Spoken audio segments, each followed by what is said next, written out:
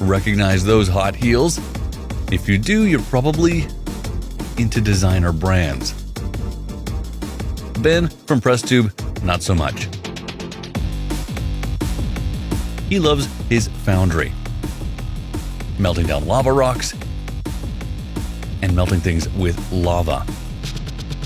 Now he's installing a new lid eventually on his foundry. The new one technically not meant to hold up to the temperatures it takes to melt down lava rock. They don't become molten until over 1300 degrees Celsius. That's right. Crazy hot. It takes 45 minutes for those lava rocks to melt down. And in the meantime, he went shopping and picked up a real deal pair of Louboutin high heels. Those are $1,000 shoes. And if you thought they were hot heels already, just wait till he starts pouring molten lava over them. I know a lot of girls right now are going to go into tears. It's okay. They weren't meant for you. And here is the dramatic moment. The lava, finally molten, about to be poured down over these high-end Italian designer heels. And the first one is up in flames.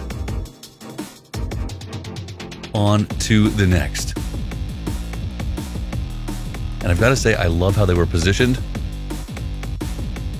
Looking like they were ready for a photo shoot, but if this is a photo shoot, the shoes certainly weren't expecting the strange twist it took. And I can't help but think of all those ads for Athlete's Foot. Do your feet itch and burn? I know, that's terrible. But they appear to be gone, although that one is still standing. What is at the core of these shoes that they haven't completely disintegrated or melted to nothing under the intense heat of that lava? Just look at that. He's able to pluck the base of the shoe, although it looks like the heel is missing on that one. The one that was standing, still standing. In fact, there's even some red on the base still. A little blistered. You can still see that red on the other foot as well.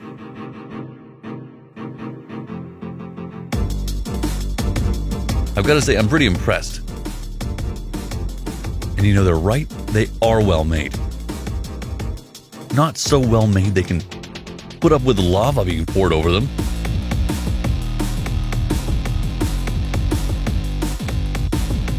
But at the core, they did hold up.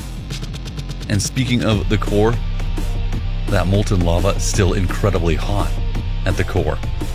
Being doused with water, you see steam still pouring out of it. Ben, risky play there with the bare hands, my friend. Moving those shoes around, you can see the leather charred and curled on a couple of ends. Now time to start cooling all that lava rock off. Careful with the splashback too. You can see it's still so hot. It gets the water to start to vaporize and evaporate on contact, especially when he tries putting in a giant piece like this. Better to break it up into smaller pieces so it doesn't create such a splash. Just look at all that heat still trapped inside.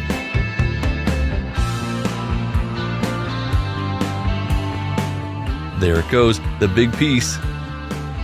Doused a couple of times. And still absolutely steaming. Trying to break it down as it cools. Proving a little difficult, so dropped in the bucket. Now for all the ash.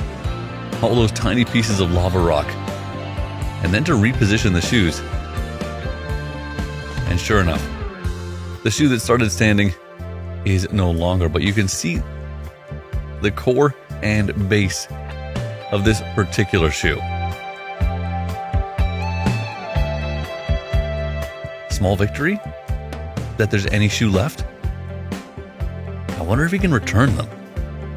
I mean, he hasn't worn them. What would you say when you went back to the shop or the boutique? A question for another day. Because Ben has bigger things on his plate. It's a big day. Last year, he got himself a couple of geese. It's a year later. It's the springtime, and they've laid some eggs. Happy parents. And while the babies are brewing, they need some quality greens, a healthy snack to keep them going. And as a new father, I can honestly warn you guys, geese, you're going to lose a lot of sleep and maybe some feathers. But it's totally worth it. They seem like a lovely couple, Ben.